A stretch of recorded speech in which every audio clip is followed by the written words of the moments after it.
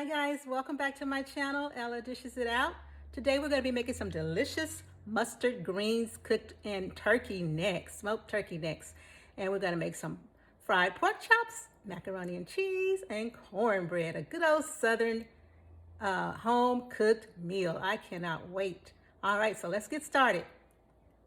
Okay, so I've got my fresh greens here, my fresh mustard greens. I've got 4 bunches of mustard greens here in this bag that I'm going to be cutting up and putting into this bowl, and then we're going to rinse off the greens. So let's get started with the greens. I won't do all of them on camera, but I'll show you how I do it. So we've got these thick stems on the end of these greens. I'm going to cut these off because sometimes I'll leave the stems on, sometimes I don't, but I'm going to cut these bottom part of the stems off and discard that. Okay, so I'm going to discard that. Now we still got some stems left on here that we're going to keep because these have greens on them. So we're going to keep these because those are good sources of fiber and nutrition. We're going to leave those on. Okay, so then I just go down and I just cut it just like this. Just like so. Just go across and cut it. Put it in the bowl. Okay, usually I try to stack them as much as, singular as possible so that they can get an even cut. Okay, so just cut them, put them in the pan. Cut them and put them in the pan, baby. Okay, put them in the pan. Some people cut theirs lengthwise. Some people, there's all different ways to cut greens. But this is the way I do it. Okay, go to the next bunch of greens. Like I said, I think I picked 4 bunches. Greens are the good, healthy source of iron for you. Vitamins A and D and E. I mean, they're just a wealth of vitamins, source of vitamins for you. So put those to the side, and I'm going to cut these up. Okay, put those in this. I might not even use all 4 bunches today. I may just use 2, and then cook the other 2 another day. But you can't let greens sit out too long because they'll start to spoil. These are going to cook down anyway. The next step is to wash the greens very thoroughly because if you don't, after they get done, they will taste gritty. You do not want that taste in your mouth. The taste of sand or dirt is not good. It's not nice. I'm going to take that little piece out there because that looks like that's spoiled. It's turning yellow, so we don't want that. We don't want the yellow pieces. Okay. Stick that in there. Stick that in there. Okay. So there you go. Okay, so we've got them all cut. We're getting ready to rinse them. And that's 2 bunches right there. See, that's a lot. 2 bunches. I got 2 bunches left. I'll probably cook the other 2 bunches tomorrow, I think. Okay, so I'm going to show you what we're going to put in the greens. I got some turkey necks that I've been boiling for about 3 hours, and they're ready. I'm going to pour these greens right into the broth of the turkey necks. But I wanted to show you something about these turkey necks. Look at these turkey necks. They are so delicious. Now, once these turkey necks are all the way soft, I'm going to take them and I'm going to take the meat off the bone and take the bone out of the pot. Okay, but right now I'm going to go ahead and just add my greens directly. Oops, got to wash them. I'm going to wash them first and then we'll be back. Okay, I just finished washing the greens. So now I'm ready to transfer them to the pot. So I seasoned these smoked turkey necks with some Creole seasoning, some Slap Your Mama seasoning, and a little bit of salt. Just a little bit of salt because the turkey necks are already salty. Okay, so you just put all your greens in your pot, like so.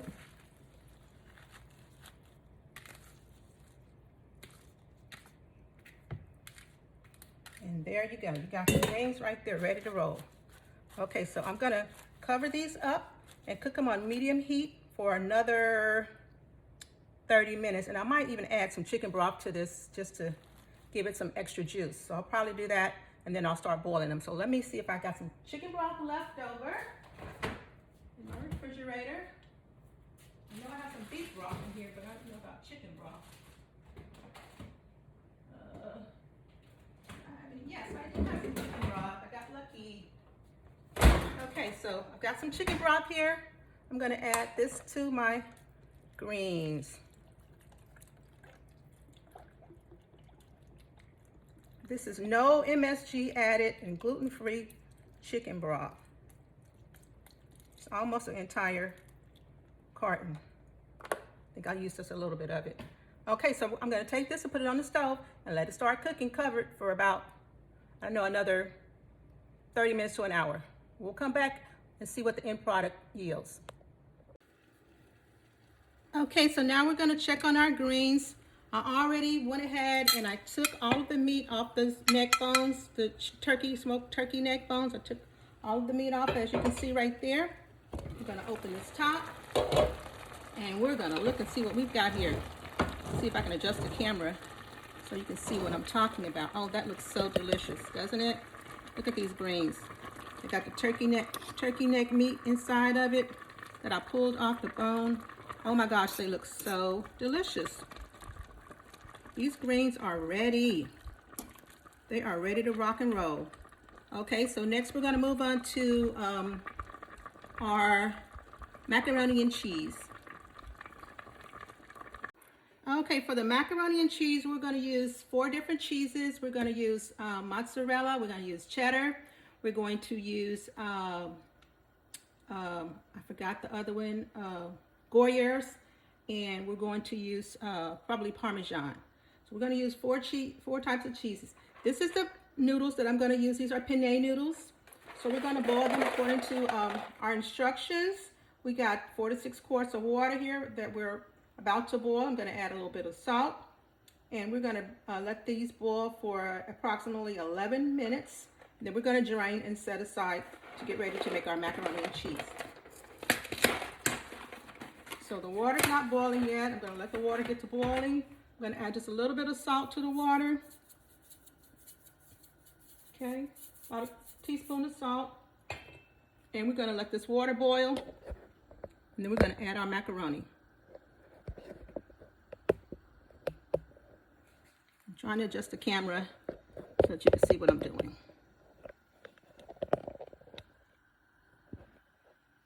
Okay, I've got it right there. So let's wait till the water starts to boil. Okay, the water is starting to boil now. So I'm going to go ahead and add my noodles. I'm going to use a whole 16 ounce, actually this is 1 pound of noodles, okay? So 1 pound of noodles, I think it's a 16 ounce carton of noodles. Stir it, and we're just going to let it boil for 11 minutes. Okay guys, we're back and we're about to make our macaroni and cheese. We've got our Colby cheese here. It's 1 pound of Colby cheese. I've got mild cheddar cheese, 1 pound of that. I've got Fiesta blend cheese. This is Monterey Jack and cheddar and queso and acero cheese. And then I've got my Gruyere cheese right here, 1 pound of that. So so we're going to start with our butter. We got 2 tablespoons of butter. Okay, we're going to pour that in our bowl. Then we're going to pour in our flour, 2 tablespoons of flour. Okay, we're going to mix that together. We're going to pour in our milk, can of evaporated milk. Mix all that together. Not condensed milk. Some people use sweet condensed milk, but that's too sweet for me. So I use evaporated milk. Okay, I'm gonna stir all that together. Then I've already drained my noodles. So I'm gonna add my noodles in next. Here are my noodles. I didn't use elbow macaroni. I used the regular noodles. So These are just regular big old penne noodles. It's gonna make a really good macaroni and cheese casserole. Okay, so next I'm gonna add my cheese. I'm gonna add 2/3 of the sharp cheddar cheese. I'm sorry, this is Colby cheese. 2/3 of the Colby cheese. Mix that together.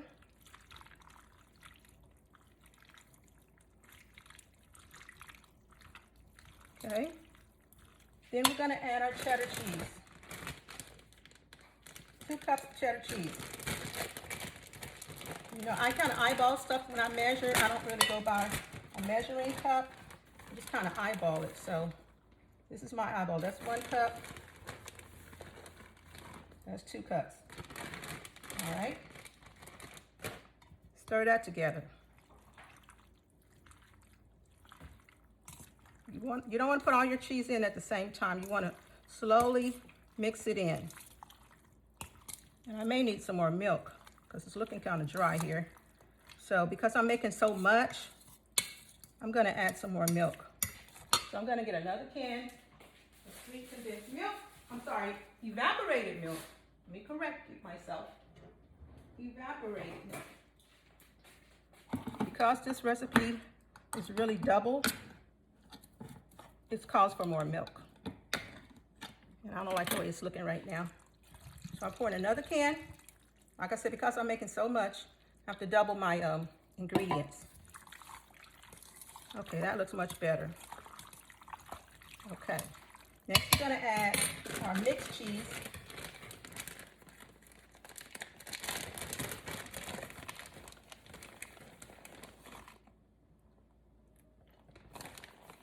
Got Monterey Jack in there. And then I had a little bit of Monterey Jack left over in this bag, so I'm just gonna add this. Guys, and you don't have to use expensive cheese. The Walmart brand is just as good as the major brands. They probably all come from the same factory. So just remember that. They just put different labels on different brands, but they usually all come from the same factory. Okay? So just keep that in mind. Buy the store brand, not the expensive name brand. Okay, now the last cheese we're going to add here is our Gruyere cheese. Okay, let's see if I can open this. I've never opened it before, so I don't know how the seal works on it. Oh, it's open already. I don't know. I'm losing my mind, I guess, guys. Okay, just gonna use all of that. Okay, stir that together really well. That looks so delicious. Now, you can add salt, more salt and pepper if you want to this recipe, but because I have high blood pressure, I will not be adding salt. But I'm not the only person that's going to be eating this, so just keep that in mind when you're cooking. Who else is going to be eating? Okay, so this looks all mixed together very well. Looks very well mixed. Okay, so what I'm going to do now is I'm going to grab my casserole dish right here.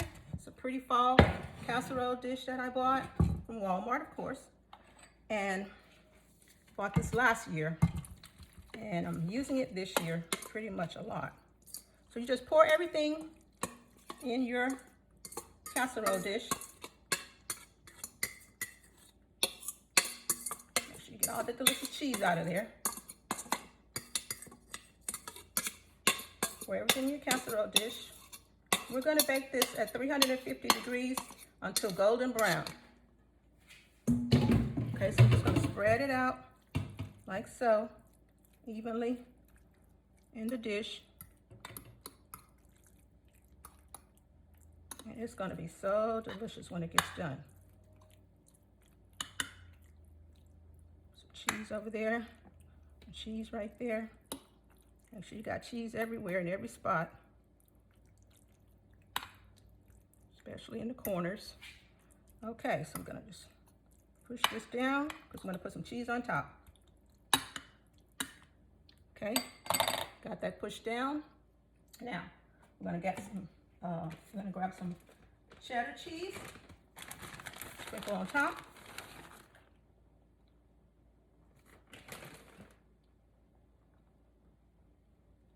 Okay, we're gonna get the rest of our Colby Jack cheese that I grated earlier. Sprinkle that on top.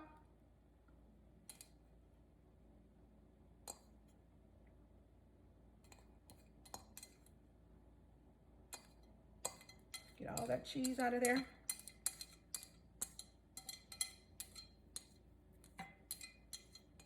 Use every bit of it. Waste not, want not. Okay, use all the cheese that you have. Okay, and it's ready for the oven. I'm gonna put it in the oven, like I said, 350 degrees until golden brown. We'll come back and show you the finished product. But this is the mac and cheese that's about to go in the oven. Yummy, yummy. Looks so yummy. Okay guys, I just took the macaroni and cheese out of the oven and it's ready. Doesn't it look golden brown and yummy? I cannot wait to dig in. That looks so good. So we've got our greens here. We've got our macaroni and cheese. The last two things we have left to make is the cornbread and the fried pork chops. That will be our last two things for our meal. All right, so stay tuned.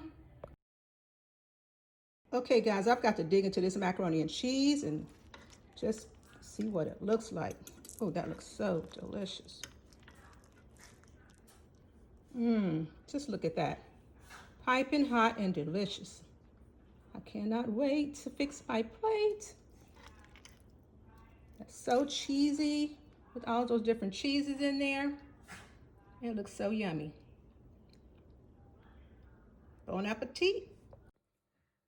Hi guys, I'm back, and so now we're getting ready to cook our delicious fried pork chops. So let's get started. All right, so I've got my flour mixture here. I've got my pork chops that have been seasoning overnight with what I put on here was some Slap Your Mama, some Creole seasoning, and some Kickin' Chicken seasoning. It's made by McCormick. It's really good. So basically, I just put it in the flour, take it and put it in the little pan off to the side, okay? So I'm dipping and moving, dipping and moving. So shake the bag. I got my grease over there heating up. So I'm gonna get some of them started and then I'll flour the rest of them. Get these started because I don't want that grease to get too hot over there. Okay, got these floured. Now, if you want them extra crispy, you can dip them in a mixture of milk and eggs. You want them to be extra crispy, but I'm not doing that today because just for time's sake, we're not going to do that today. Okay, got some big pork chops too. Big giant pork chops. I'm gonna go ahead and flour all of them. I think I have like 3 left. And then I'll get started with the frying. Okay, this is the easiest way to flour pork chops for me. Don't have to get my hands all super duper dirty. And you can use gloves or you can just do like I'm doing, shake it around in the bag. Okay, 2 more to flour, and then we'll be moving over to the stove to fry these bad boys.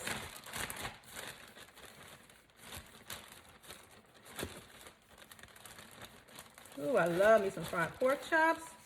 That's one thing I cannot give up in my diet is pork chops. So for those of you who grew up in the country, grew up on this kind of food, you know what I'm talking about. I had an aunt, she used to make pork chops for breakfast. I mean, I'm telling you, we ate good when we went to visit her. Aunt Sally, that's my Aunt Sally. Now, she was overweight because she made homemade biscuits, pork chops, chicken, and that's just breakfast. All right, so let's go. We got all of our food flour, all of our pork chops flour. Next, we're gonna do the cornbread. And guys, we're making a cornbread mix because I am not about to start. You know how I always say, don't invent the wheel. So I'm not about to start from scratch. We got this honey sweet cornbread mix, Texas style. That's where I live, Houston, Texas. And so this is all you need to do. You just need 3 eggs, 1 3/4 cup of milk, and 1 cup of, you can add corn if you want to, canned corn or frozen corn, but I'm not doing that. So anyway, we're gonna come back once we get these pork chops started. Okay, we're ready to get our pork chops started. I've got my grease here, and it's hot. And so I'm just gonna put these pork chops in there and let them get started. Let them get started frying. I can put 3 in at a time. And that's what I'm gonna do.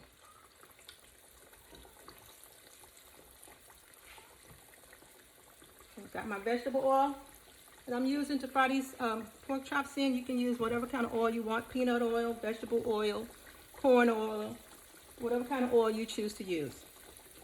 Okay, so I've got vegetable oil and we're going, so we'll come back and check the progress once these bad boys have started frying up.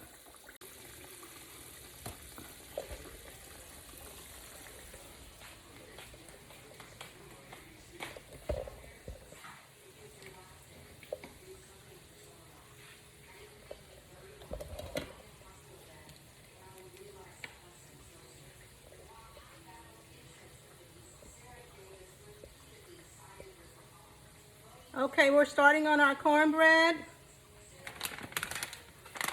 I thought I had stopped the camera, but I guess I didn't. So we're moving right along. Okay, we're going to open this 1 packet of Texas style home sweet cornbread mix. All right, because I'm not going to start from scratch with cornmeal, baking soda, flour, all that stuff. I'm starting from the mix. You guys can start from scratch if you want to. All right, so crack 3 eggs. 2, 3. I don't even have my pan oiled and buttered yet, but I'll have to get that done in a few minutes after I get this mixed up. 1 3/4 cup of milk. That's all the ingredients that you need for this recipe. I'll put that back in the refrigerator. And I don't think I'm going to need this extra packet. I'll save that for another day. All right, so just get your spatula and stir all that up, or a spoon, or whatever you're going to use, fork, whatever you're going to use to stir it up with. Get it all stirred up. Now I'm going to grease my pan, and I'm going to pour this in there, and we're going to bake it in the oven. Let's see what the recipe calls for. Bake in a greased 9x13 or 2 8x8-inch pans or muffins tins for 15 to 20 minutes or until golden brown. Okay, so everybody can read. You can read directions. I don't have to read them for you, but I just did. But anyway, we're going to get ready to transfer this over to our pan we're going to bake it in. So hold on. Okay, I found my pan I'm going to use. I'm going to be using this butter, margarine, to grease my pan. I got my gloves on because I hate getting this all over my fingers. So I'm going to just grease my pan very good. And you do this because you don't want your food to stick to the bottom of the pan. Cornbread can get very sticky, and you'll have a hard mess to clean up when you get ready to cut that cornbread. So I'm trying to get all this butter, margarine off of my glove and into the pan. All right, so then you just turn it inside out and throw it away.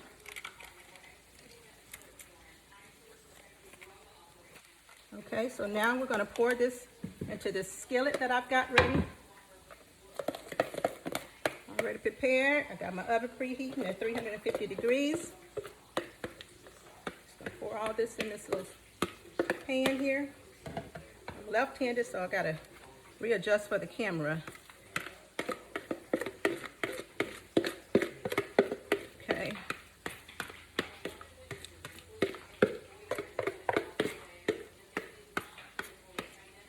Camera angle. Okay, that's my puppy out here in the background. She's sneezing. I don't know why she's sneezing, but she is sneezing. Okay. All right, so put that to the side, and then you're ready to put this in the oven and bake at 350 degrees until golden brown. We'll come back when that's done as well. Okay, we're checking on our other second batch of pork chops now. They're ready to be flipped. Got the cornbread in the oven. Flip these pork chops. They look so delicious. They're so golden brown and delicious looking. We've got 2 left.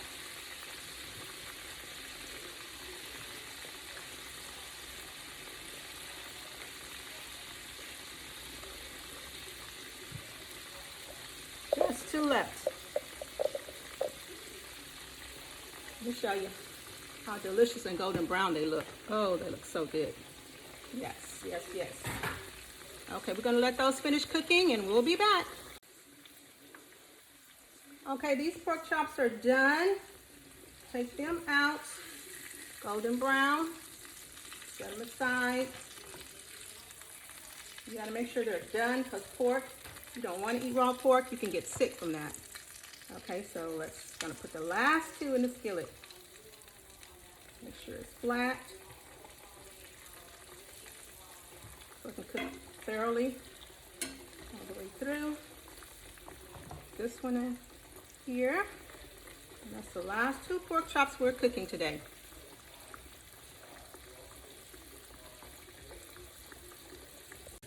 Okay, this is the last of the pork chops. Flipping them over for the last time. The golden brown on that side, and they will be done. And then all I have to do is check on my cornbread, which is coming along very nicely. So we're almost done, guys.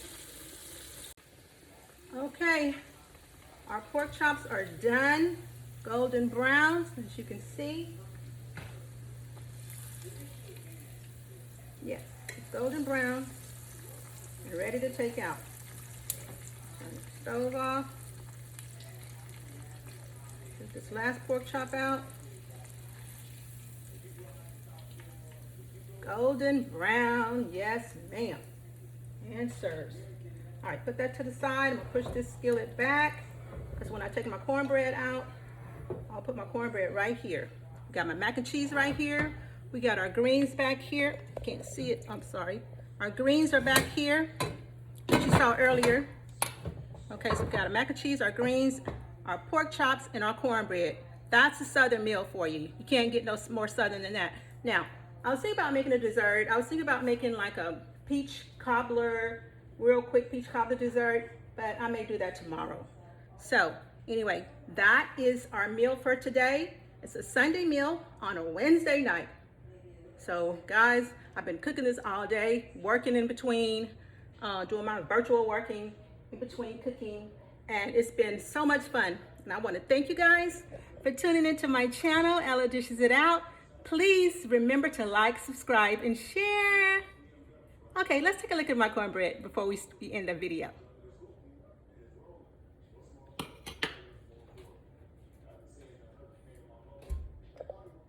Okay, I just took my cornbread out of the oven, popped a piece of butter on top of it, let that melt on top of that cornbread.